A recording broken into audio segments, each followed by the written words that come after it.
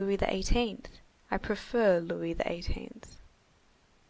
"Meat is awfully dear, isn't it, Mother Patagon?" "Ah! don't mention it. The butcher's shop is a horror. A horrible horror. One can't afford anything but the poor cuts nowadays." Here the rag picker interposed:— "Ladies, business is dull. The refuse heaps are miserable. No one throws anything away any more. They eat everything." "There are poorer people than you, la Vaugoulême." "Ah, that's true," replied the rag picker with deference. "I have a profession." A pause succeeded, and the rag picker, yielding to that necessity for boasting which lies at the bottom of man, added:— "In the morning, on my return home, I pick over my basket, I sort my things. This makes heaps in my room. I put the rags in a basket, the cores and the stalks in a bucket, the linen in my cupboard, the woollen stuff in my commode, the old papers in the corner of the window, and things that are good to eat in my bowl, the bits of glass in my fireplace, the old shoes behind my door, and the bones under my bed." Gavroche had stopped behind her, and was listening. "Old ladies," said he, "what do you mean by talking politics?" He was assailed by a broadside, composed of a quadruple howl. "Here's another rascal. What's he got in his paddle? A pistol? Well, I'd like to know what sort of a beggar brat this is.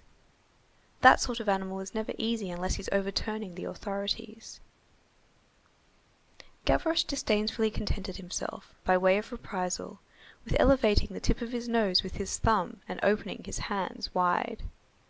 The rag picker cried:— "You malicious, bare-pawed little wretch!" The one who answered to the name of Patagon clapped her hands together in horror. "There's going to be evil doings, that's certain.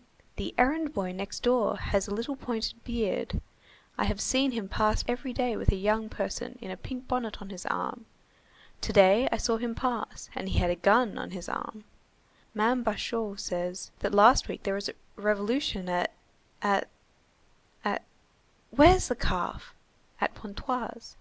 And then, there you see him, that horrid scamp, with his pistol. It seems that the Célestins are full of pistols.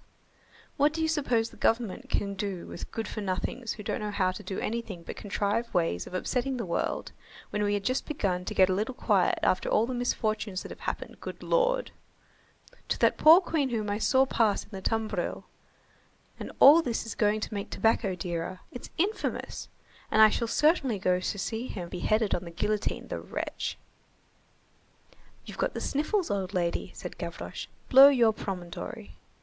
And he passed on.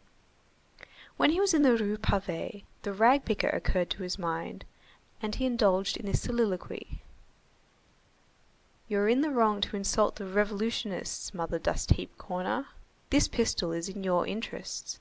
It's so that you may have more good things to eat in your basket." All at once, he heard a shout behind him.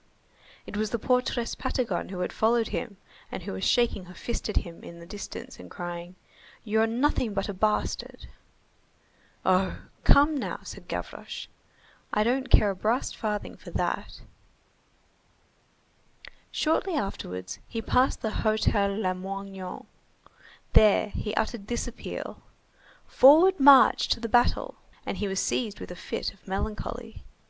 He gazed at his pistol with an air of reproach, which seemed to attempt to appease it. "I'm going off," said he, "but you won't go off." One dog may distract the attention from another dog. A very gaunt poodle came along at the moment. Gavroche felt compassion for him. "My poor doggy," said he, "you must have gone and swallowed a cask, for all the hoops are visible." Then he directed his course towards L'Orme Saint-Gervais.